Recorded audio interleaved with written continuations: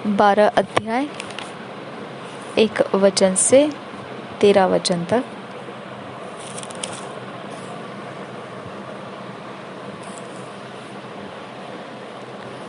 परमेश्वर पिता द्वारा ताड़ना, पहले वचन से। इस कारण जबकि गवाहों का ऐसा बड़ा बादल हमको घेरे हुए है, तो आओ हर एक रोकने वाली वस्तु और उलझाने वाले पाप को दूर करके वह दौड़ जिसमें हमें दौड़ना है, धीरज से दौड़े। हालेलुया। हम निश्चित है कि हम 21 डेज का प्रेयर सेशंस जो शुरू किए हैं, वो निश्चित है हमने परमेश्वर को ज़बरदस्त डिमांड दे दिया है, हमको जो चाहिए वो। ओके, लेकिन हमारी इस, देखिए क्या लिखा है, हर एक रोकने वाली वस्तु और उलझाने वाले पाप को दूर करके। हालेलुया। देखिए हर एक रोकने वाली वस्तु, ठीक है। तो आपका ये मकसद जो आप चल रहे हैं 21 डेज, इसके लिए मैं डिक्लेयर नहीं करती हूँ कभी भी क्या है क्या नहीं है, मैंने क्या स्टार्ट किया है क्या नहीं स्टार्ट किया है, मैं डिक्लेयर नहीं करती हूँ, क्योंकि रोकने वाली वस्तुएं फिर तैयार हो जाती है। ओके, हमारे बारे में फिर शैतानी एजेंट्स भी अपने अपने चाल चलाकियों में उतरना शुरू कर देते हैं, ठीक है। तो हम उनको देख के तो नहीं कर रहे हैं, हम अपने आत्मिकता में, अपने सुधार के लिए, अपनी उन्नति में, हम परमेश्वर के राज्य में काम करने के योग्य, लाभदायी बने, हम उस दिशा में चल रहे हैं। ओके, लेकिन हमारे इस अवस्था का असर शैतानी जगत के ऊपर पड़ता है। ओके, इसकी वजह से रोकने वाले वस्तु तैयार हो जाते हैं और उलझाने वाले पाप हमारा पीछा करने लगते हैं। समझ में आया? तो देखिए, आप देख रहे हैं कि मैं बाइबल रीडिंग कर रही है और मेरे लिए कितने सारे ऐसे परेशान अवस्थाएं मैंने प्रार्थनाओं में से परमेश्वर के सम्मुख लाके रखे हैं। पूरे सालों भर के आप कितने सारे प्रेयर्स आप सुन चुके हैं। मैंने अपने सारे अवस्थाओं को परमेश्वर के सामने लाके रखा है। ये देखिए, अब ऐसा है, हम करना चाहते हैं एक परमेश्वर के सोच के अनुसार योग्य बलिदान हो जाए, लाभदायी हो जाए परमेश्वर के राज्य के लिए। इसके लिए हम अपनी अवस्थाओं का बदलना, हम जिद पर उतर आते हैं, नहीं मेरी अवस्था बदलनी ही बदलनी है। अब ये तो हो गया शैतानी जगत के परेशानियां हो रही है, लेकिन कुछ लोग ऐसे हैं जो गरीब अवस्था में रोज के रोज उनके पैसों के लिए मारा मारी हो जाती है कि अब क्या करें, अब खाने के लिए कहाँ से लाए, अब घर के जो चीज़ें हैं, ज़रूरतें कहाँ से पूरे करें। तो वो उनके लिए जिद में उतरने वाली एक बात हो सकती है कि अब तो मैं जिद में उतरूंगा और मैं 21 डेज का प्रेयर लगा दूंगा और परमेश्वर से डिमांड करूंगा, ये अवस्था तो मेरी बदलनी ही चाहिए। हालेलुया। ओके, अब और ऐसी अवस्था हो सकती है, कोई आपके घर की बीमार अवस्था है या कोई बहुत ज़्यादा परेशान अवस्था है जो आपको अब देखा नहीं जाता है, सहन नहीं किया जा पा रहे आपसे, और आप इस तरह से आप डिमांड करने के लिए उतर आते हैं, जिद में उतर आते हैं, ये अवस्था मेरे परिवार के अंदर से तो अब बदलनी ही बदलनी है, बस मैं तो लग जाऊंगा 21 दिन के प्रार्थनाओं में। आप ये प्रकार से भी चल लेते हैं। ओके, तो आपका मसला जो भी हो, आप जैसे भी अवस्थाओं की जिद पकड़कर निकल आते हैं, लेकिन आप कर क्या रहे हैं? आप और परमेश्वर के बीच की बातें हैं ये, शैतान का क्या जाता है इसके अंदर? हालेलुया। लेकिन वो आपके असर, आपका प्रभाव देखकर वो आपका विरोध करने के लिए उठ के आता है। ओके, आपको उस स्तर में पहुंचने नहीं देता है, आपको ऐसे अवस्थाओं में पहुंचना नहीं चाहिए, क्योंकि गरीबी को रखने वाला भी कौन है? शैतानी जगत है। ओके, बीमारी को आपके इर्द गिर्द में बनाए रखने वाला कौन है? शैतानी जगत है। ओके, आपके परिवार परिस्थिति को नहीं बदलने देने वाला कौन है? कारण क्या है? शैतानी जगत है। ओके, तो आप जब ऐसे अपने मसलों के अंदर हल निकालना जिद पर उतर आते हैं, तो फिर आपका विरोध शैतानी जगत करना शुरू कर देता है। ओके, तो हमको क्या करना पड़ता है? फिर ये रोकने वाली वस्तुओं से निपटना पड़ता है। हाँ, अब हम देखो, अगर आप गरीबी को हटाना चाहते हैं तो आप परमेश्वर से क्या मांगोगे? लॉर्ड, मेरे आर्थिक परिस्थिति को एक नया रास्ता दे, कुछ तो अभिषेक कर, इस आर्थिक परिस्थिति के दुष्टता को दूर कर, मुझे कुछ आइडियाज़ दे कि मैंने कैसे मेरे परिवार के अंदर पैसों की लेन देन में पवित्रता को बरताना है, ताकि हमारे जीवन में परमेश्वर के प्रॉस्पेरिटी को, समृद्धि को देख पाए। हमें ऐसा अवसर दे खुदा कि हम प्रॉस्पेरिटी को अनुभव कर सके, हमारे जीवन में प्रॉस्पेरिटी को भरपूर बहुतायत से हम बढ़ता हुआ देख पाए, हमारे जनरेशन्स में वो आते जाए। ये सब चाहिए आपको प्रार्थना करने के लिए, बराबर है। लेकिन अगर समझो ये शैतानी जगत जिसने आपके अंदर गरीबी का माहौल बनाए रखा है, रोज के रोटी का माहौल, आपको रोज का रोना हो गया है, आज किससे मांग कर लाए, आज किससे पैसे लाए, आज किससे राशन भरे, आज किससे ये करे, आज किससे वो करे, आज कहाँ जाए खाने के लिए, आज कहाँ जाए, किधर जाए, हमारा कैसा अवस्था हो जाएगा। हम लोगों को, अपने घर के लोगों को बोलते हैं, आज तू उस आंटी के घर जाना, कल तो उस मौसी के घर जाना, परसों तो यहाँ जाना। ऐसे करके हम रोज के दिन बिता रहे जब तक हमारे हाथ में पैसे ना आ जाए। तो ये अवस्था अगर हम जी रहे, ये अवस्था को बनाने वाला शैतानी जगत है। हाँ, और आपको उसको छोड़ देना है। लेकिन आपको परमेश्वर से जो मांगना है वो आप मांगना शुरू कर देते हैं, तो ये शैतानी जगत आपके विरोध करने आ जाता है। ओके, आपका ये प्रार्थना का शब्द नहीं रहेगा। आप फिर बोलेंगे, लॉर्ड मैं श्रापित करती हूँ शैतानी जगत को, मैं ये करती हूँ, मैं वो करती हूँ, मुझे ये रोक रहे, मुझे ये परेशान कर रहे, मुझे ये। तो आपको जो मांगना था सभ्यता के साथ, शुद्ध मन के साथ, वो नहीं रहता है। और आप क्या करते रहते हैं? आप सिर्फ जो आपका विरोध होकर आ रहा है, आप सिर्फ उसके साथ टक्कर लगाते लगाते 21 दिन खत्म कर देते हैं। हाँ, और फिर आप देखेंगे, आप अगर रिकॉर्ड किया है प्रार्थनाओं को, आप सुनने को जाएंगे तो आपको क्या मिलेगा? रोज के रोज जो आपने टक्कर लगाए शैतान के साथ, उसके ही बातों को वर्णन आप प्रेयर में सुनते रहते हैं। हालेलुया। लाभदायी जो आपके मन में था वो विषय के अनुसार तो आपने प्रार्थना किया ही नहीं। हालेलुया। तो ये हो जाता है हमारे साथ जब हम ऐसे अपने प्लान को बता देते हैं। तो कोई बात नहीं है, आप बताओ या नहीं बताओ अपने प्लान को, लेकिन आपको ये बात तो ध्यान रखना है कि रोकने वाले वस्तुओं से हमें निपटना पड़ेगा और उलझाने वाले पाप। ओके, जब मैं बहुत ज़्यादा प्रभु का आनंद लेती हूँ, बहुत ज़्यादा मगन हो जाती हूँ, परमेश्वर में गर्मी प्राप्त कर लेती हूँ, और फिर मेरे मम्मी के साथ मेरा कुछ छोटे से तिनके भर की बात में तो मैं होने के लिए आता है, तो जो लोग मुझे जानते हैं कि अब ये परमेश्वर के अभिषेक में भर गए हैं, तो वो मुझे शांत रखने की कोशिश करते हैं। ओके, उलझो मत, अपने आप को उलझाओ मत, अपने आप को पाप में उलझाओ मत, अपने आप को शांत रखो।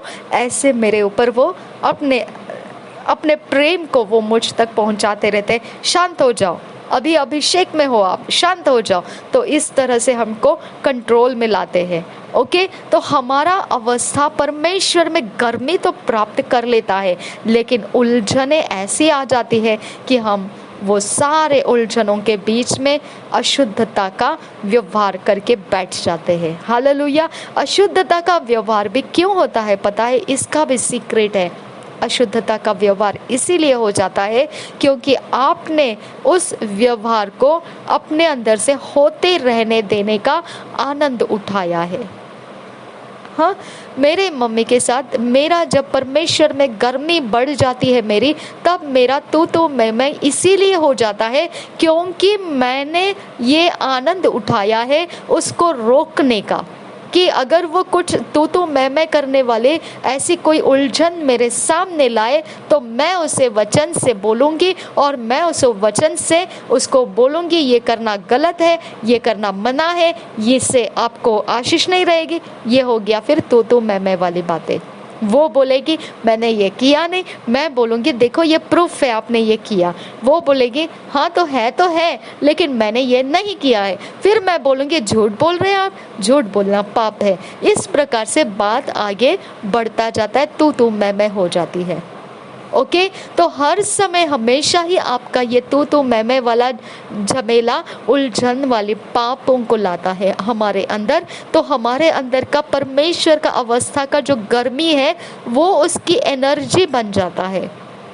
ओके, वो उसकी एनर्जी बन जाता है, वो वेस्ट हो जाता है। वो गर्मी असल में हमारे अंदर इसीलिए आती है कि हम परमेश्वर की उपस्थिति को थाम कर रखें, अपने अंदर संभाल कर रखें, ताकि वो हमारे अंदर की ताकत बन जाए, हमारी सेहत बन जाए। हम तो मैं के आर्ग्यूमेंट्स में, विवादों में उसे खो देते हैं, यूज़ कर देते हैं उसको।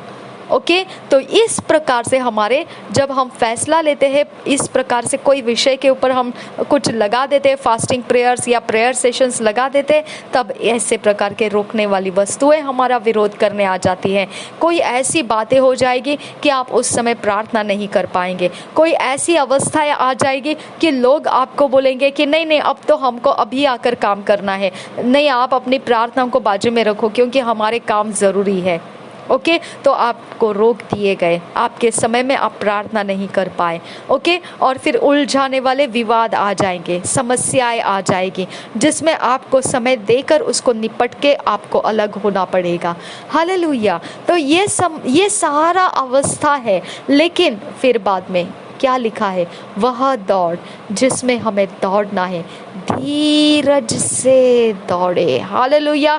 तो आपने लगा दिया है डिमांड परमेश्वर के ऊपर, दे खुदा, बस मुझे नहीं देखना है और कुछ आगे पीछे, बस तू है और मैं है, जो है सो है, मुझे चाहिए और चाहिए, ये तेरे राज्य के लाभ के लिए है और इसमें मुझे उतरना ज़रूरी है, ये महत्वपूर्ण है मेरे लिए। अगर तू नहीं देगा तो शैतान जैसा हवा को भरमा दिया और उसने बताया देख ये ज्ञान का फल तुझे परमेश्वर के समान बना देगा, और परमेश्वर नहीं चाहता है कि तू वैसा बने। इस प्रकार के हमको बहकावे में लेकर जाने वाली युक्तियां करके शैतान हमको भरमा देगा। ओके, तो हम चाहते हैं कि हम अपने मर्जी से ज्ञानी नहीं बनना चाहते हैं, हम तुझ से रहस्य को लेना चाहते हैं और तुझ से बुद्धिमान बनना चाहते हैं, तुझ से रहस्य को लेना चाहते हैं और तुझ से हम अपने सारी बातों को निपटना चाहते हैं। हालेलुया। इसके लिए तू देरी मत कर परमेश्वर, तू हमारा हियाव टूटने मत दे परमेश्वर, तू हमारी आशा खोने मत दे, हमें रास्ता बदल कर चले जाने मत दे, हमें थाम कर रख और हमारी सेवा तो ग्रहण कर, और जो डिमांड हमने रखा है वो हमें पूरा करके दे दे। आमीन। धीरज के साथ, शांति के साथ, जानते हुए रोकने वाले अवसर रहेंगे, जानते हुए उलझाने वाले पाप के अवसर रहेंगे, जानते हुए धीरज के साथ 21 डेज प्रेयर्स सेशंस को हमने पूरा करना है। धीरज के साथ, बिना डगमगाए, बिना कॉन्फिडेंस लूज किए, बिना डरे, बिना अस्त व्यस्त हुए।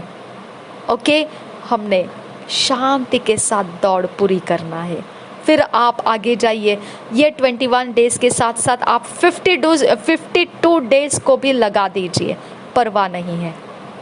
ओके, 52 डेज के साथ साथ आप 1 महीने वाला भी अवसर लगा दीजिए, कोई परवाह नहीं। इकट्ठे चलिए 3 सेशंस, कोई परवाह नहीं।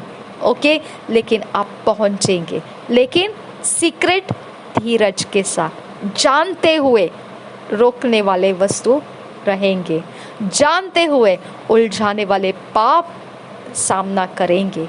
हालेलुया। सब कुछ को जानते हुए शांति के साथ, धीरज के साथ निकालिए आपका समय परमेश्वर के सामने। हालेलुया। देखिए दूसरा वचन क्या है, और विश्वास के कर्ता और सिद्ध करने वाले यीशु की ओर ताकते रहे, जिसने उस आनंद के लिए जो उसके आगे धरा था, लज्जा की कुछ चिंता न करके क्रूस का दुख सहा, और परमेश्वर के सिंहासन की दाहिनी ओर जा बैठा। हालेलुया। जब धीरज के साथ आप अपना सेशंस कंप्लीट करते हुए निकलते हैं, तब अंत का एंड रिजल्ट जो पोजीशन है आप प्राप्त कर लेंगे। आमेन। तीसरा वचन देखिए, इसलिए उस पर ध्यान करो जिसने अपने विरोध में पापियों का इतना विरोध सह लिया कि तुम निराश होकर साहस ना छोड़ दो। हालेलुया। हमको खींच दिलाकर जिद पर उतर लाने का जितना काम पापियों ने हम पर किया है, ओके, उतना उससे ज्यादा प्रभु यीशु ने पापियों का विरोध अपने ऊपर शांति के साथ बने रहने दिया। निराश नहीं हुआ वो, ओके। उसने ऐसा नहीं कहा इतना विरोध छोड़ो, मैं तो क्रूस के ऊपर बलिदान नहीं होऊंगा। अगर उसने ये कहा होता तो हमारे पास जायज़ बन जाता, हम भी ऐसा कहे, ओके। लेकिन उसने ऐसा नहीं किया, उसको रिवॉर्ड मिला, उसको एंड रिजल्ट मिला, परमेश्वर के सिंहासन के दाहिनी ओर जा बैठा। तो हमारा रिवॉर्ड क्यों नहीं मिलेगा हमको? हमारा डिमांड क्यों नहीं पूरा होगा? किधर रह जाएगा वो? किधर रह जाएगा? हम किसको फॉलो किए? यीशु ही को तो फॉलो किए, ओके। और कैसे हम रास्ता भटक सकते हैं फिर? कैसे बिना पाए हम लौट कर आएंगे? हालेलुया। हमको तो प्राप्त होना ही होना है धीरज के साथ। हालेलुया। देखिए आगे क्या है, तुमने पाप से लड़ते हुए उससे ऐसी मुठभेड़ नहीं की कि तुम्हारा लहू बहा हो। अब ये जो मैंने डिमांड डाल दिया है परमेश्वर के ऊपर, आपने अपने अपने मसलों का डिमांड डालकर 21 डेज शुरू किया होगा, ओके, कुछ भी शुरू किया होगा। लेकिन ये जब डिमांड हम डाल रहे हैं तो ये ऐसा डिमांड क्यों आया हमारे अंदर से? मुठभेड़ हमें सह नहीं गई। हाँ, मुठभेड़ हम बर्दाश्त नहीं कर पाए। समझ में आया? मुठभेड़ हमारी सहनशीलता के बाहर होता गया। हालेलुया। तब जिद के ऊपर उतर आए हम। हाँ, जो लहू बहने वाली स्त्री थी, उसकी मुठभेड़ थी उसके बीमारी के साथ, वो हार गई थी। हाँ, हताशा, निराशा उस पर आ चुका था। उसको पता चल गया था, ना मेरा संपत्ति बचा है, ना मेरे लोग मेरे साथ है, ना मेरे लिए वैद्य कोई बचा है जो मेरा इलाज का निश्चितता दे सके। हाँ, और फिर वो जिद पे उतर आई, हो तो हो, यही रास्ता है, अब ये तो मुझे होना ही है, जो हो सो हो। वो भीड़ के बीच में अशुद्ध औरत भीड़ के चीरते हुए यीशु तक पहुंच गई और उसने अपना मकाम प्राप्त कर लिया। हालेलुया। ये जिद इसी लोगों के अंदर आती है जो मुठभेड़ करते करते थक जाते हैं और फैसला उठा लेते, खत्म, इसके बाद तो ये होना ही होना है, अब तो कुछ तो होना ही होना है। हालेलुया। 5 वचन से देखिए क्या लिखा है, और तुम उस उपदेश को जो तुमको पुत्रों के समान दिया जाता है भूल गए हो। हालेलुया। हे मेरे पुत्र, प्रभु की ताड़ना को हल्की बात न जान, और जब वह तुझे घुड़के तो साहस न छोड़। हालेलुया। देखो, यीशु मसीह के ऊपर पाप रखा गया था जब पाप की जानकारी तक उसको नहीं थी। समझ में आया? हमारा पाप उसके ऊपर रखा गया था, हमारा दोष उसके ऊपर रखा गया था, हमारा गुनाह उसके ऊपर रखा गया था। समझ में आया? वो चला गया पनिशमेंट्स के अधीन। हाँ, अब ये पनिशमेंट्स का होना, उसका कहना है कि मेरा विरोध करने वाला मेरे सामने था। हाँ, उस विरोध करने वाला मुझे उस पनिशमेंट में से होकर जाने नहीं दे रहा था। समझ में आया? उस पनिशमेंट को किधर तक पहुंचना था पता है? मृत्यु के अंदर होकर फिर पुनरुत्थान के जीवन तक पहुंचना था। हाँ, तो वो विरोधी क्या कर रहा था? उस मृत्यु तक उसको जाने नहीं देना है। हाँ, उसका कोई भी काम सफल नहीं होना है। ओके, वो पुनरुत्थान तक पहुंचना नहीं चाहिए। ये विरोधी का अपना ताकत इस्तेमाल हो रहा था। ओके, और उतना होते हुए उसका साहस उसने नहीं छोड़ा। यीशु ने साहस नहीं छोड़ा। हम डिमांड के ऊपर जिद लगाकर उतर कर आए क्योंकि हमने साहस छोड़ा। हालेलुया। हम डिमांड के साथ उतर कर आए, हो तो हो, बस मुझे चाहिए मीन्स चाहिए। ओके, लहू बहने वाली स्त्री भी डिमांड के साथ, हो तो हो, मैं जानती हूँ कि ये अशुद्धता है मेरे साथ और मैं वहाँ तक नहीं जा सकती हूँ, मुझे पनिशमेंट किया जाएगा। उसने उस अशुद्ध अवस्था की व्यवस्था को तोड़कर, क्योंकि निराश हो चुकी थी, क्योंकि साहस टूट चुका था, क्योंकि विरोध सह नहीं पा रही थी। हालेलुया। अब यही एक एरिया ऑफ लाइफ है। यीशु मसीह ने साहस नहीं छोड़ा, यीशु मसीह ने विरोध को सह लिया, निराश नहीं हुआ। ओके, जहाँ तक उसको पहुँचना था वो पहुँच कर ही रहा। हालेलुया। तो अब जब हम निकल आए ये रास्ते में, तो अब पीछे पलट कर नहीं देखना है, उस 21 दिन के प्रेयर सेशंस को पूरा करना है। ओके, निराश नहीं होना है, साहस नहीं छोड़ना है। एंड रिजल्ट निश्चित है, निश्चित है और निश्चित है। हालेलुया। हमने पलट नहीं जाना है। अगर वो लहू बहने वाली स्त्री पलट जाती तो हाथ कुछ नहीं लगता उसके। हालेलुया। अगर वो कोई नेगेटिव सोच रख के बनी रहती, हाथ कुछ नहीं लगता। हाँ, जो 38 साल का बीमार था, रोगी था, जो पानी के पास बैठा हुआ था, उसके पास भी निराश और साहस छोड़ देने तक ही बाकी रह गया था। हाँ, वहीं पर पड़ा पड़ा वो मरने का अवस्था हो जाता था उसका। परमेश्वर ने ये होने के पहले वाला समय चुन लिया, उसकी मुलाकात ले ली। हालेलुया। हम भी हमारे विरोधियों को सहते सहते, पापियों का विरोध सहते सहते इतना समय लगा देते हैं कि वही के वही पड़े रहते हैं, छटपटाते हुए, खींचते हुए, दुख करते हुए, अपना रोना रोते हुए कि कोई नहीं हमारे लिए, कोई नहीं। अगर कोई होता तो हमारी अवस्था ऐसे नहीं होती, अगर कोई हमारी ओर से होता तो हम इसमें से आज़ाद हो जाते। यही होता है हमारे अवस्थाओं में, हम यही कर रहे होते हैं। हाँ, आगे का रास्ता नहीं मालूम था। 38 साल वाले इंसान को भी दूसरा रास्ता नहीं मालूम था, एक ही रास्ता मालूम था, पानी में पहला उतरना चाहिए और चंगे हो जाते हैं लोग। उतारने वाला इंसान हमारे लिए होना चाहिए तो वो उतारता है सही समय में। इतना ही था उसके पास भी। हमारे पास भी लिमिटेड जानकारी है जिससे विरोधी पीछे नहीं हट रहे हैं। हालेलुया। हमारे पास भी लिमिटेड अवस्थाएं हैं जिसको विरोधी डरता नहीं है। हालेलुया। हमारे पास भी विरोधी का सामना करने के लिए लिमिटेड रेंज है, दूरी है। हाँ, जिसको विरोधी महत्व नहीं देता है। हालेलुया। और यही कारण हो जाता है कि फिर हम उतर आते हैं जिद के ऊपर। ओके, और हम ठान लेते हैं, हो तो हो, बस अब तो चाहिए ही चाहिए मेरे खुदा, अब इसके आगे और नहीं। समझ में आया? लेकिन वो 38 साल वाला इंसान वैसा नहीं किया। वो बोल रहा है नहीं मालूम आगे क्या करना है, लेकिन ये एक एरिया ऑफ लाइफ है।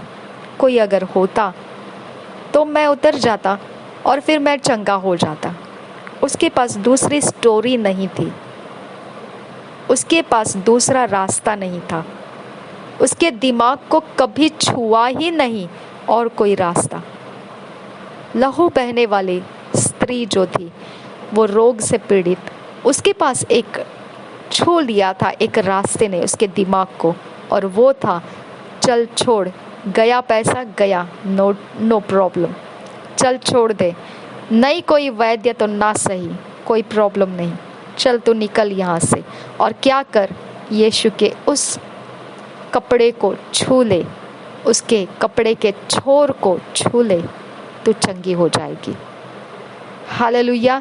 मूसा के माता पिता को यही सोच आया, छोड़ दिया तो दिया आज्ञा कि 2 साल के नीचे जो बच्चे हैं उनको मार डाला जाए, खास करके लड़कों को मार डाला जाए, हो तो हो, कोई प्रॉब्लम नहीं, दी तो दी आज्ञा, कोई प्रॉब्लम नहीं, छुपा के रखेंगे मूसा को। हालेलुया। डेयरिंग किया। ये रहस्यमय सोच है, ये रहस्यमय सोच है मेरे प्यारे भाइयों बहनों। ओके, और यही सोच, यही एरिया ऑफ लाइफ है जो हमको परमेश्वर कहता है अज्ञानता के कारण मेरी प्रजा नाश हो जाती है। अज्ञानता के कारण, ये अज्ञानता, ये स्रोत हम नहीं लेते हैं, ये स्रोत हमको नहीं छूती है, और अगर ये स्रोत हमको छू भी ले तो भी हम इसको हल्का मान लेते हैं और इसको अलग करके रख देते हैं, और हम बोलते हैं इससे कुछ होने वाला है क्या। ओके, हम इसको इम्पोर्टेंस नहीं देते हैं। यीशु मसीह ने कहा, एक गिलास पानी का अगर कोई तुमको मसीह जानकर दे तो उसका भी प्रतिफल वो खोएगा नहीं। हालेलुया। यानी आपका एक्शंस को वो इतना महत्व देता है। अगर किसी के सोच में आप मसीह होने का आदर आया और आपको एक गिलास पानी तक पिला दिया उसने, तो वो अपना प्रतिफल खोएगा नहीं। उसके सोच के अंदर इतना स्थान भी प्रतिफल लेने के लिए योग्य बन जाता है, काबिल बन जाता है। हाँ, परमेश्वर से कुछ खींच लेने के लिए रास्ता ले लेता है। हालेलुया। तो हम जब इस प्रकार से परमेश्वर के सामने हैं तो हम क्यों नहीं प्राप्त करेंगे परमेश्वर से, क्यों नहीं। जब हमको ये रहस्य मालूम पड़ गया कि ये ऐसा करने से, मेरे लिए तो जब मैं बर्तन धो रही होती हूँ, सिंक के सामने खड़ी हूँ और मेरे विंडो है सामने, और सामने के साइड से कोई दुष्ट आत्माओं को फेंकना शुरू करता है मेरे ऊपर, तो अगर मुझे ये एक एरिया ऑफ लाइफ है ऐसा कि पानी उछाल और बोल, यीशु के नाम से मैं तुझे मिटा देती हूँ, यीशु के लहू से मैं तुझे छिड़क देती हूँ, इस जगह में कोई शैतान के काम नहीं होंगे, और तुरंत मैं वैसा कर देती हूँ, तुरंत मैं वैसा करती हूँ, तुरंत शैतानी आत्माएं वहाँ से ख़त्म हो जाती है, उसकी रेंज टूट जाती है, उसकी पहुँच टूट जाती है, उसकी कतार टूट जाती है, उसकी लाइन टूट जाती है। समझ में आया। तो इतनी छोटी सी भी बात रहे, आपको क्या प्रॉब्लम है फॉलो करने में, है ना। वो लहू बहने वाली स्त्री के पास एक छोटी सी कुव्वत बाकी रही थी, यीशु के कपड़ों के छोर को छू ले तो चंगी हो जाएगी, उसने उसको भी फॉलो कर लिया। आमीन। आपको क्या प्रॉब्लम है, छोटी सी आवाज को फॉलो करने में क्या प्रॉब्लम है। ओके, छोटा सा जख्म है, कुछ काम करते करते जख्मी हो गए, छोटा सा जख्म है, आपके अंदर से आवाज आ जाती है, तेल ले, कोई भी तेल ले, उसके ऊपर रख और यीशु के नाम में बोल, पवित्र आत्मा के सामर्थ्य से ये घाव चंगा हो जाए। लेकिन हम उतनी आवाज़ को अनसुना कर देते हैं और कमज़ोर मानते हैं। हम सोचते हैं एक छोटा सा जख्म है, क्या प्रॉब्लम है, रहने दो, अपने आप ठीक हो जाएगा। क्यों ऐसा करते हैं, क्यों। यही वो कारण बन जाता है फिर आपका कि आप फिर बड़ी मुसीबत के समय एक छोटी सी इंस्ट्रक्शन को ओबे नहीं कर पाते, क्योंकि आपने डिसओबे करने का, अनाज्ञा करने का स्वभाव लिया हुआ है अपने अंदर। समझ में आया। यही एरिया ऑफ लाइफ है कि हम उलझाने वाले पापों में फंस जाते हैं, रोकने वाली वस्तुओं से अटक जाते हैं। समझ में आया। विरोधियों का सामना करते थक जाते हैं, क्योंकि हमने स्वभाव बना लिया है कि हम उलझने वाले पापों में फ्रीडम लेंगे। ओके, हम रोकने वाले वस्तुओं में फ्रीडम लेंगे। ओके, हम सारी बातों को हम खुद चल चुके हैं, प्रैक्टिस हो चुकी है, आज्ञा पालन हो चुका है उसका, और फिर हम बोलेंगे ये ऐसा मेरे साथ क्यों होता है कि मैं प्रेयर किया और मैं ऐसे उलझने वाले पाप में फंस गई। काहे कि फंस गई भाई, तू खुद उसको इम्पोर्टेंस दिया है, तो खुद उसको मानती है, तो खुद उसके पीछे चली जाती है, तो उन्हें खुद अपने आप को आज़ादी दे रखी है उसके पीछे जाने की। आमीन। तो आपको ध्यान रखना है कि ये आप खुद जिम्मेदार है कि आप किसके सुनते हो और कितना सुनते हो। आप जिसकी सुनते हो और जितना सुनता है, जितना आप सुनेंगे वही आपके ऊपर प्रभुता करेगा, चाहे वो पाप रहे, अशुद्धता रहे, या चाहे वो पवित्रता रहे, आज्ञा पालन रहे। आप जैसा आपके अंदर चलेंगे सुन के, वैसे ही आपकी प्रैक्टिस होती है और वही आपके ऊपर हावी रहता है।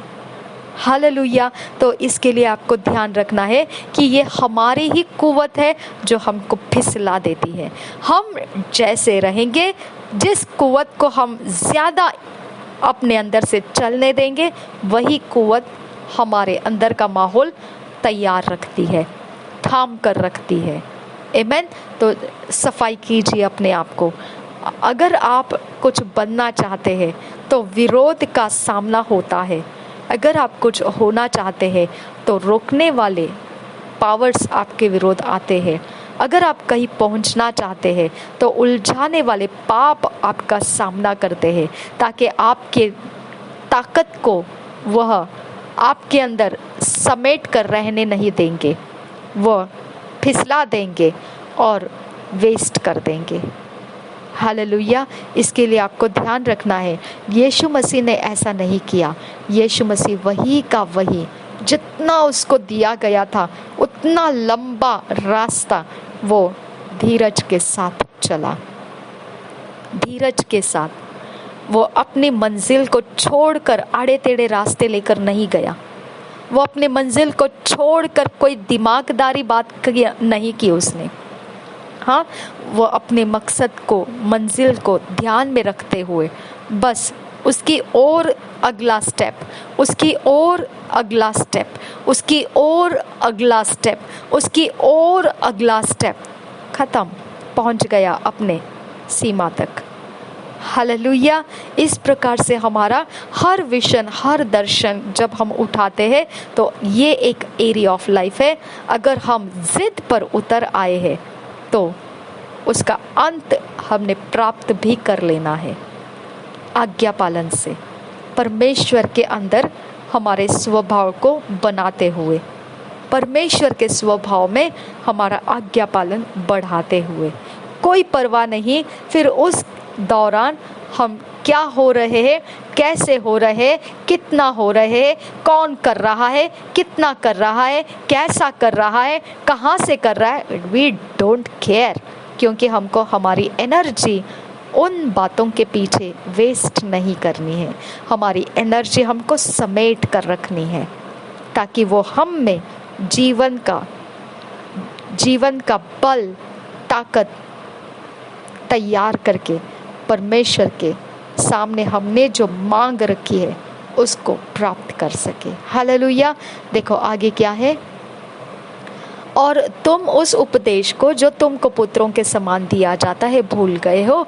हे मेरे पुत्र, प्रभु की ताड़ना को हल्की बात न जान, और जब वह तुझे घुड़के तो साहस न छोड़। देखो यीशु मसीह को घुड़का ना परमेश्वर ने, घुड़का मतलब उसको हमारे पापों के बोझ के नीचे रख दिया। क्या करने के लिए? आराम करने के लिए नहीं, उसकी पनिशमेंट्स को अपने ऊपर ले लेने के लिए। हाँ, तो फिर ये परमेश्वर की घुड़क थी, क्रोध था जो यीशु मसीह ने सह लिया अपने ऊपर। हाँ, ले लिया अपने ऊपर, और वो लेते हुए वो अब परमेश्वर भी उसके साथ नहीं है और विरोधी भी उसकी मंजिल तक उसको पहुंचने नहीं देना चाहते। हालेलुया। तो परमेश्वर भी उसको हेल्प नहीं कर रहा है, और कम ऑन, कैसे दयनीय अवस्था थी यीशु मसीह की, लेकिन वो आह तक नहीं किया। आमीन। क्योंकि प्रभु जिससे प्रेम करता है उसकी ताड़ना भी करता है, और जिसे पुत्र बना लेता है उसको कोड़े भी लगाता है। हालेलुया। हमारे स्वभाव के अंदर, हमारे रीतियों के अंदर, चाल चलन के अंदर अगर परमेश्वर देखता है कि नहीं, ऐसा नहीं, इसको इस तरह से होना चाहिए, तो हमको कुछ समय उस अवस्थाओं में वो चलने के लिए छोड़ देता है। हम बोलते हैं लॉर्ड लॉर्ड लॉर्ड, काय का लॉर्ड ओके, हम बस टूटते रहते हैं, टूटते रहते हैं, कुटते रहते हैं, टूटते रहते हैं, कुटते रहते हैं, टूटते रहते हैं, ओके, और लॉर्ड लॉर्ड लॉर्ड करते हैं, कुछ नहीं, कोई आवाज़ नहीं आती है हमारे तक, ओके। और फिर हमारा क्या रिएक्शन है, वहीं पर हम परमेश्वर के प्रेम के चलाए जा रहे हैं या नहीं, परख हो जाती है, ओके। वो एरिया ऑफ लाइफ परमेश्वर कहता है आह तक नहीं किया, परमेश्वर के पुत्र ने, इकलौते प्रिय बेटे ने, यीशु मसीह ने आह तक नहीं किया। हालेलुया। चुपचाप पड़ा रहा उस दर्द में, उस दुख में, हाँ, परमेश्वर के सम्मुख आंसू बहा बहा कर प्रार्थना करता रहा, ओके। कहीं पर उसने आवाज़ नहीं निकाला, कहीं पर उसने कुछ नहीं किया, वो परमेश्वर के सम्मुख बना रहा। हाँ, तो हमको अगर कुछ प्राप्त करना है तो हमने परमेश्वर के सम्मुख बने रहने का हियाव रखना सीख लेना चाहिए। रास्ता छोड़कर भाग जाने वाले नहीं बनना है। हालेलुया। इस पृथ्वी के ऊपर कहाँ तक, किधर तक भागोगे?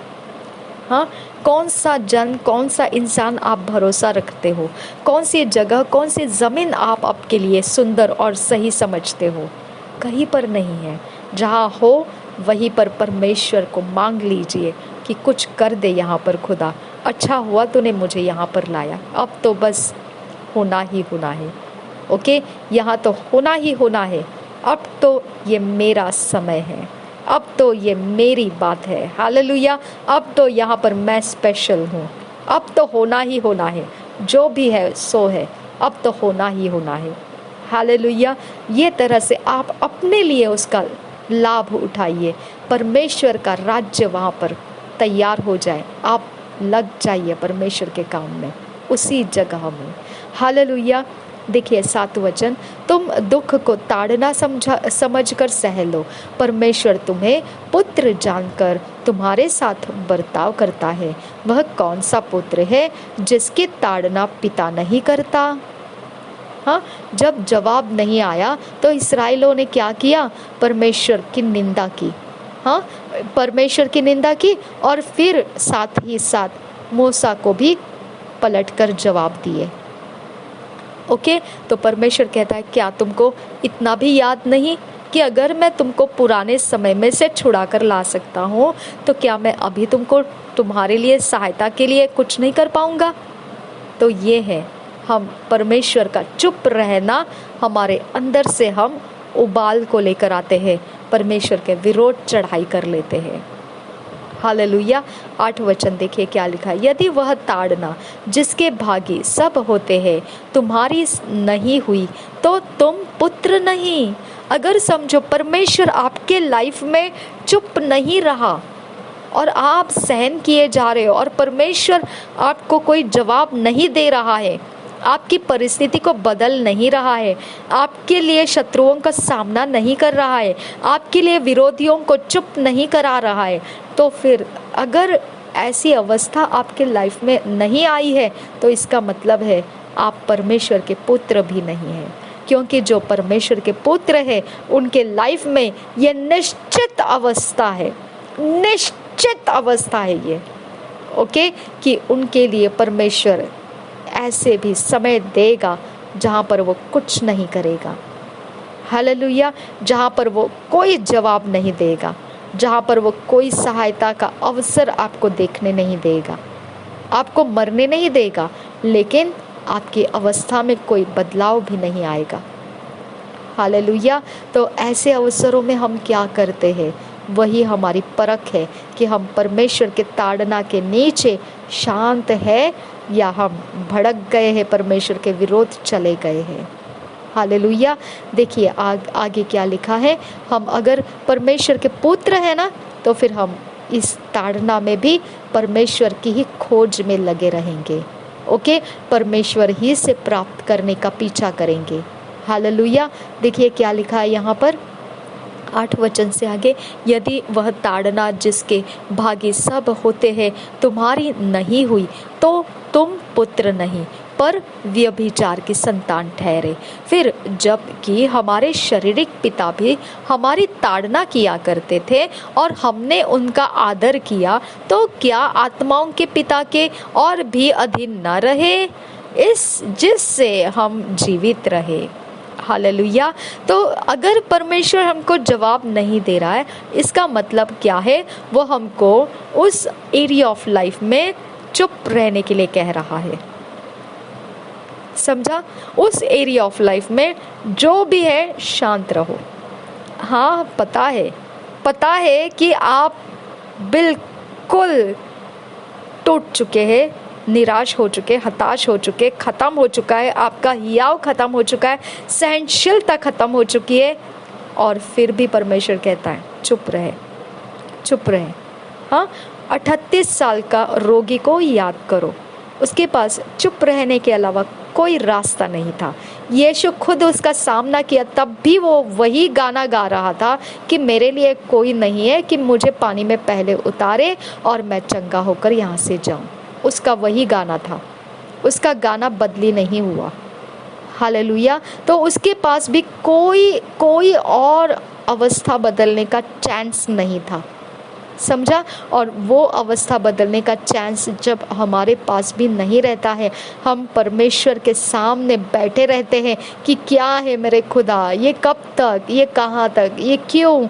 अगर उसी के सामने हम अपना रोना रखते हैं, अगर उसी के सामने हम गिड़गिड़ाते हैं, अगर उसको छोड़कर हमारे लिए कोई रास्ता नहीं पकड़ रहे हैं, तो वो एक अवसर है कि यीशु खुद चल के आ जाता है और वो 38 साल वाले को बोलता है चल उठ जा, तो क्या चाहता है? ओके, अब तो उठ जा, तेरा उठने का समय है अभी। हालेलुया। लेकिन अगर हम छटपटाएंगे, हम दूसरे विश्वास में चले जाएंगे, हम तितर पितर हो जाएंगे, कोई और भक्ति में लग जाएंगे, कोई अपनी दिमागी बात करेंगे, कोई अपने साइंस का इस्तेमाल करेंगे, विज्ञान का इस्तेमाल करेंगे और बहुत चालाक दिखाएंगे अपने आप को, खत्म करो बात को, आप कहीं नहीं पहुंचेंगे। जहाँ थे वहाँ से भी आप गिर जाएंगे। समझ में आया? जैसा हवा के साथ हुआ, जहाँ थी वहाँ से भी बदतर अवस्था में उतर गई वो। समझ में आया? इसके लिए ऐसे अवस्था में शांति के साथ परमेश्वर के सम्मुख रो लो, तड़प लो, रास्ता मत छोड़ो। समझ में आया? रो लो, तड़प लो, चीखो, पुकारो परमेश्वर को। ओके, जितना चाहिए उछलो, कूदो, नाचो, गाओ, चिल्लाओ, जो करना है करो परमेश्वर के सामने। ओके, रास्ता मत छोड़ो। आमीन। ये एक एरिया ऑफ लाइफ है। परमेश्वर कहता है कोई बात नहीं है, चलते जाओ, मैं खुद आ जाऊंगा और तुमको जो तुम्हारी ज़रूरत है मैं खुद तुमको प्रतिफल में दूंगा। Hallelujah, hallelujah, hallelujah. ये वही लहू बहने वाली स्त्री थी जिसको प्रतिफल मिला। उसने सब रास्ते चले, एक रास्ता, ओ माय गॉड, उसके दिमाग की बत्ती खुल गई। क्या आया? जा, अशुद्ध तो अशुद्धता, कोई परवाह नहीं है, निकल जा और छू ले यीशु के वस्त्र को। हालेलुया। हाँ, वो हियाव, छुपते छुपते निकलना। हाँ, लहू बहने वाले स्त्री का छुपना भी असंभव है, क्योंकि उसकी बदबू से ही समझ आ जाता है कि यहाँ पर कुछ गड़बड़ी है। ओके, इतना होने के बावजूद उसके अंदर की ये एक आशा का स्रोत उसने ऐसे आराम से ले लिया और निकल गई और चली आई भीड़ के बीच में, छू लिया यीशु मसीह को। सक्सेस उसका मिल गया, उसको चंगी हो गई। Hallelujah, hallelujah. जब यीशु खुद सामना किया 38 साल वाले इंसान का, तो भी वो वही गाना गाया कि मेरे लिए कोई नहीं यहाँ पर, इसीलिए मेरा कोई चंगा नहीं कर पाया, मुझे कोई पानी में उतार नहीं पाया। वही गाना गाया कोई परवाह नहीं है। यीशु ने उसको बोला, चल तेरा गाना मैं आज बदल देता हूँ। हालेलुया। उठ और अपने जो ज़रूरत है उसको ले ले, मैं तुझे दे रहा हूँ। तुझे कोई ज़रूरी नहीं पानी में उतरना, ले ले और मैं तुझे दे रहा हूँ। चल शुरू हो जा, चलना शुरू कर, चले जा अपने घर में। हालेलुया। हमारा रास्ता चुपचाप रहे, शांत रहे और देख मैं तेरा परमेश्वर हूँ।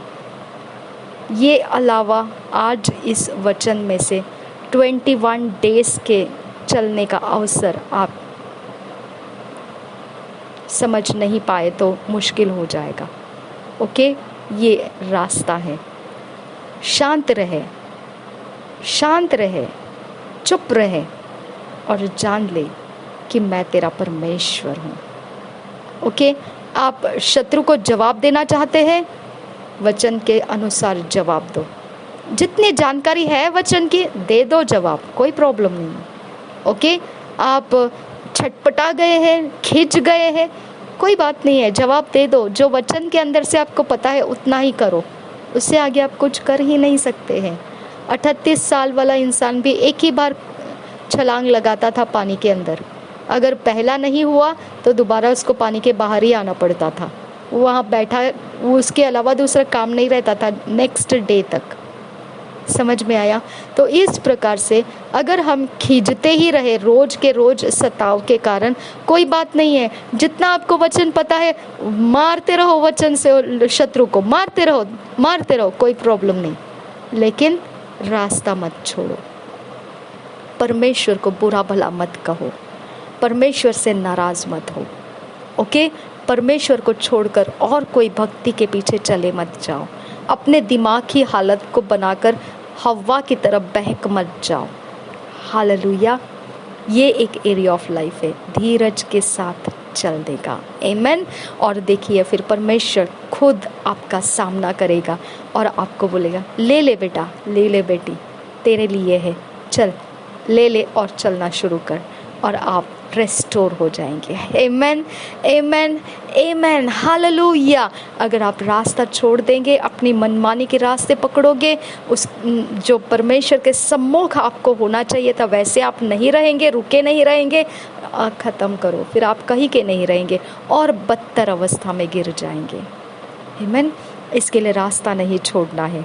अब देखिए आगे क्या लिखा है 10 वचन से आगे, वे तो अपनी अपनी समझ के अनुसार थोड़े दिनों के लिए ताड़ना करते थे, पर वह तो हमारे लाभ के लिए करता है कि हम भी उसकी पवित्रता के भागी हो जाएं। तो क्यों परमेश्वर हमको जल्दी से नहीं छुड़ाता है? क्यों? क्या प्रॉब्लम क्या है? लोग बड़े बड़े कारण बता देते हैं।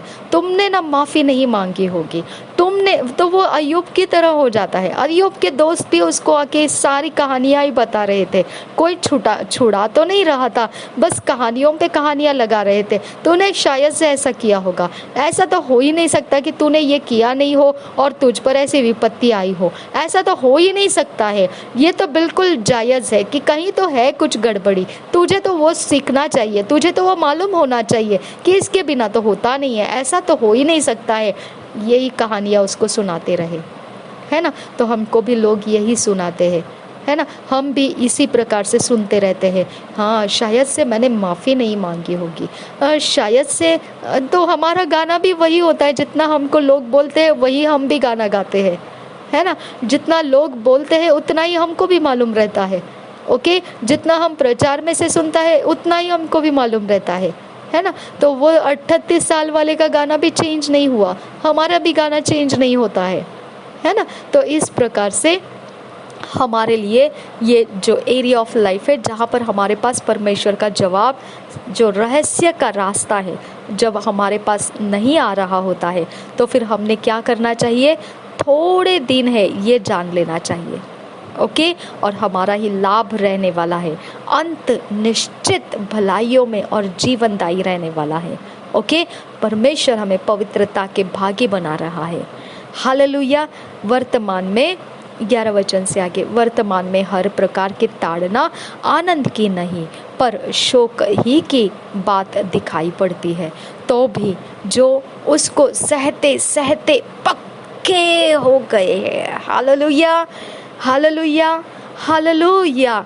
तो अगर आप कच्चे हैं तो आप रास्ता छोड़ देंगे। आप कच्चे हैं तो आप कोई दूसरी भक्ति में लग जाएंगे। अगर आप कच्चे हैं तो अपने दिमागी हवालात में आराम से आप रास्ते पकड़ना शुरू कर देंगे। हाँ, जो भी दिमागी हवाला आपको मिलेगा आप उसकी हवा के अनुसार निकलते जाएंगे। जैसे हवा भटक गई आप भटकते जाएंगे। हालेलुया। तो जो कच्चे हैं उनका रुकना मुश्किल है। इसके लिए परमेश्वर आंसर्स नहीं दे रहा है, इसके लिए परमेश्वर जवाब नहीं दे रहा है, क्योंकि वो चाहता है इतना अवस्था बिगड़ने के बावजूद रुके रहे वहाँ पर। शांत रहे, शांत रहे, चुप रहे। देख, मैं ही तेरा परमेश्वर हूँ। कहीं पर किसी को ढूंढने की ज़रूरत नहीं है, किसी को बुलाने की ज़रूरत नहीं है। शांत रहे, शांत रहे और देख, मैं ही तेरा परमेश्वर हूँ। Hallelujah, hallelujah. ये है परमेश्वर की डिमांड जब हमारे ऊपर कोई जवाब आता नहीं है तब। ओके, देखिए आगे क्या लिखा है। वर्तमान में हर प्रकार की ताड़ना आनंद की नहीं पर शोक ही की बात दिखाई पड़ती है, तो भी जो उसको सहते सहते पक्के हो गए हैं बाद में उन्हें चैन के साथ धर्म का प्रतिफल मिलता है। आज प्रोफेट बजिंदर सिंह जी हम देखते हैं आराम के साथ दुष्ट आत्माओं को निकालते हैं। हाँ, हंसते हंसते मजाक करते, मजाक में उड़ाते उड़ाते दुष्ट आत्माओं को उड़ा देते हैं। ठीक है, आराम से हंसते खेलते मरते मरते लोगों को बचा लेते हैं। हाँ, लाइलाज बीमारियों को चंगा कर लेते हैं। हाँ, कोई टेंशन नहीं, कोई स्ट्रेस नहीं, कोई बड़ी बात नहीं, कोई घमंड करने के लिए कुछ बाकी नहीं। सब सह लिया उन्होंने, सब सह लिया। हाँ, जितना बेइज्जत होना था उनको, सारी बेइज्जती को शांति से सह लिया, शांति से चलते आए, चलते आए, चलते आए, पहुंच गए। अब ब्रांचेस के ऊपर ब्रांचेस, अब अलग अलग जगह, अब अलग अलग फैलाव, अब अलग अलग लोगों को तैयार कर रहे हैं। हालेलुया। तो कौन रोक पाया उनको? उनका सहते सहते पक्के हो जाना उनको इस मकाम तक पहुंचाया। हालेलुया। वही एरिया ऑफ लाइफ है। मैं अंकुर नरूला मिनिस्ट्रीज में इतना सहन किया हुआ नहीं देख पाती हूँ, क्योंकि उनके लिए परमेश्वर का रास्ता, एक अच्छा समय परमेश्वर ने उनको दिया। लेकिन ये एक इंसान है प्रोफेट बजिंदर सिंह जी, जिनकी अवस्था को इतना कुचला शैतान ने, इतना ज़बरदस्त लताड़ा है कि अगर कोई उनकी जगह दूसरा होता तो ख़त्म करो बात को। वो तो पहले मुंह नहीं दिखाता और दूसरा मसीह के अंदर वो खड़ा भी नहीं रह पाता। ओके, उसका विश्वास ख़त्म हो गया होता। समझ में आया? लेकिन ये इंसान है कि ये हियाव को पकड़े रखा, थाम कर रखा और हौसला रखा, परिवार के साथ रहा, कहीं पर नहीं, कहीं नहीं, यहाँ नहीं, लेफ्ट नहीं, राइट नहीं, जो हो सो हो, और लोगों को तैयार कर रहा है और ब्रांचेस की ओर तरफ आगे आगे बढ़ते जा रहा है। That is the challenging life. Okay, ये चैलेंजिंग लाइफ है जो विरोध इतना है और फिर भी आगे जाने के लिए तैयार है। हद से ज़्यादा है, फिर भी कोई बात नहीं है, कोई साथ नहीं है, कोई स्वीकार नहीं कर रहा है, कोई बात नहीं है। चलो, क्या मसला है लेकर आओ, मैं सुलझा रही हूँ, मैं सुलझा रहा हूँ, मैं हेल्प करता हूँ, मैं छुड़ा लेता हूँ, मैं दे देता हूँ, मैं कर लेता हूँ। आगे आगे आगे आगे अपने सेवकाई को वो दिए जा रहे, दिए जा रहे, दिए जा रहे, दिए जा रहे, दिए जा रहे। हालेलुया। तो इस प्रकार से उनका पक्का होना उनकी काबिलियत में से प्रतिफल होकर आया है। हालेलुया। बाद में उन्हें चैन के साथ धर्म का प्रतिफल मिलता है। हालेलुया। अब अंकुर नरूला मिनिस्ट्रीज में हम देखेंगे, पहला तो वो खुद स्ट्रगल किए हैं, पहले तो वो खुद अपनी अवस्थाओं के शिकार थे, जब दूसरे चंगे होते थे वो खुद बीमार अवस्था में चल रहे थे, लौट जाते थे। अब वहाँ पर रोड के ऊपर इतने ज़्यादा अवस्था उनकी बेकार हो जाती थी, शारीरिक अवस्था में, बीमार अवस्था में, और वो लोगों को चंगा होते हुए देखते थे, लोगों को चंगा करने की सामर्थ्य उनके अंदर आ चुकी थी, लेकिन खुद के बारे में कोई जवाब नहीं था उनके पास, है ना। क्या हो गया? कोई जवाब नहीं। ऐसे कैसे? आप तो पास्टर है, आप तो अपोस्टल है, और कोई जवाब नहीं, ऐसे कैसे? हालेलुया। लेकिन वो एक एरिया ऑफ लाइफ था, सहन किया उन्होंने। हाँ, वो एक एरिया ऑफ लाइफ था, भक्ति से भटके नहीं। वो एक एरिया ऑफ लाइफ था, विश्वास को त्याग नहीं दिया। हाँ, वो एक एरिया ऑफ लाइफ है जहाँ पर उनका सारा बिजनेस पूरी तरह से बर्बाद कर दिया था, जला दिया था। वहाँ पर एक एरिया ऑफ लाइफ है, बने रहे, दुख को ले लिया, हाँ, बेइज्जती को ले लिया, हाँ, सब प्रकार के शांत रहकर निकल आए। हाँ, खींच तो हुई होगी उनको भी, ओके, परेशानी तो उनको भी लगा होगा, लेकिन उसके बीच में भी उन्होंने केवल और केवल उनका रोना परमेश्वर ही को दिखाया होगा। हालेलुया। किसी इंसान को नहीं, उन्होंने परमेश्वर ही को रो रो कर बताया होगा। हालेलुया। ये तो मैं अपने अंदर से बोल रही हूँ, सच में मुझे पता नहीं है, लेकिन मुझे तो लगता है कोई इंसान इतने अवस्था को जाए और रोए नहीं, आई डोंट थिंक, ओके। और फिर यहाँ पर वो सहते सहते पक्के हो गए। प्रतिफल में क्या है?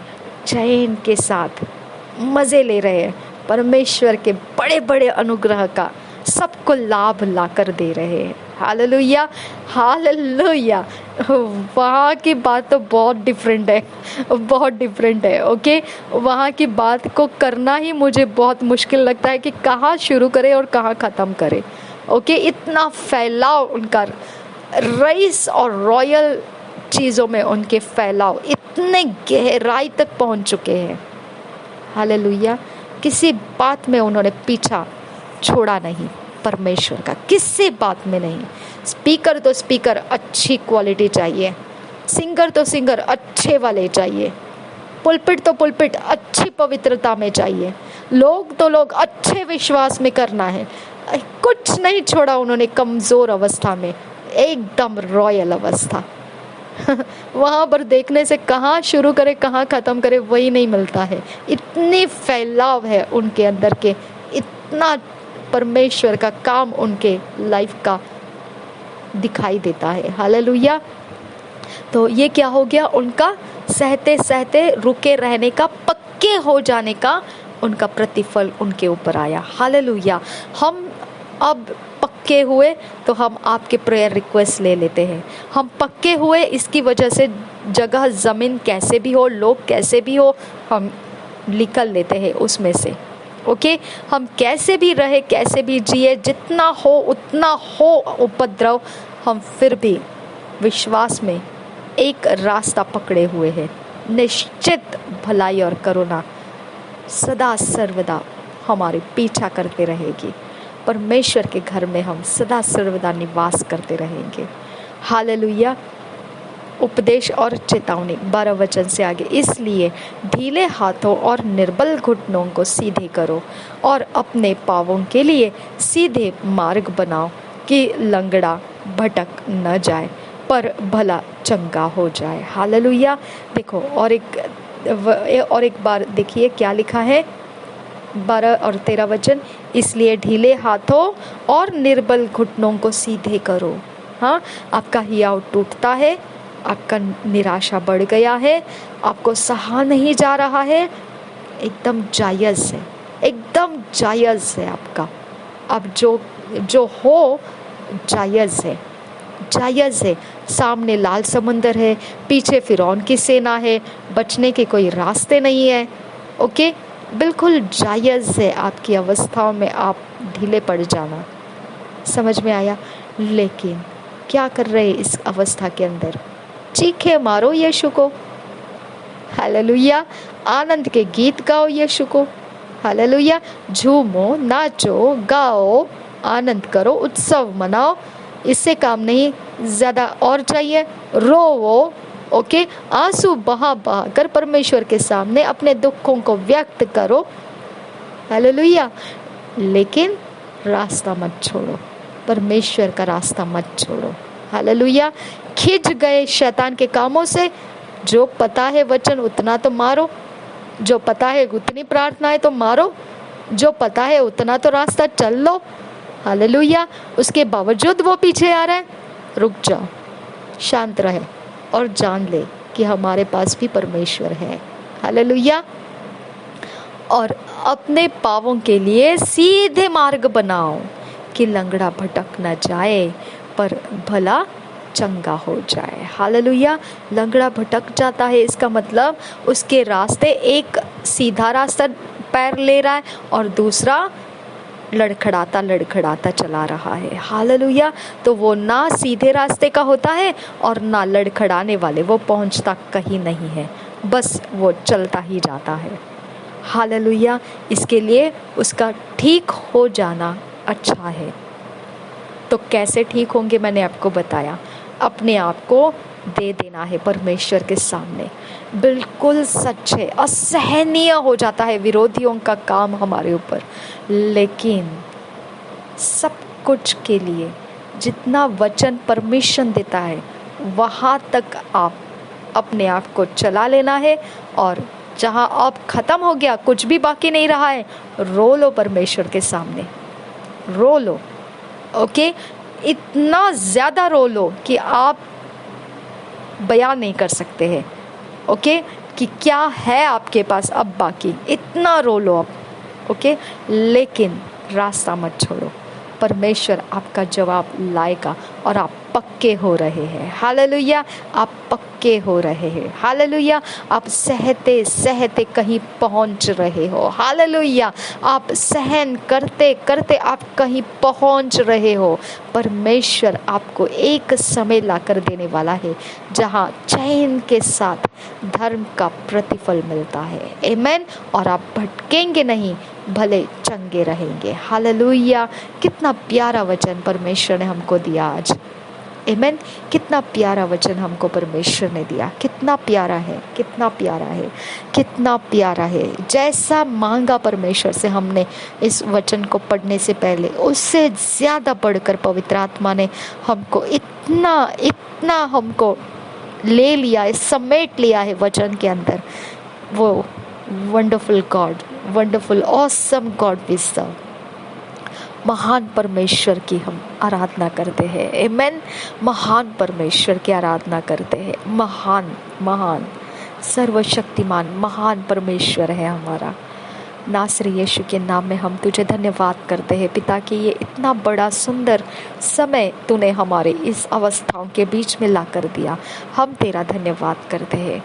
निश्चित भलाई और करुणा सदा सर्वदा हमारे साथ बनी रहेगी, इस बात के लिए हम तेरा धन्यवाद करते हैं। हमें फिट एंड फिक्स किया इन वचनों में और हमें ईश्वरीय रचना में, डिवाइन ऑर्डरलीनेस में तूने लाया, इसके लिए हम तेरा धन्यवाद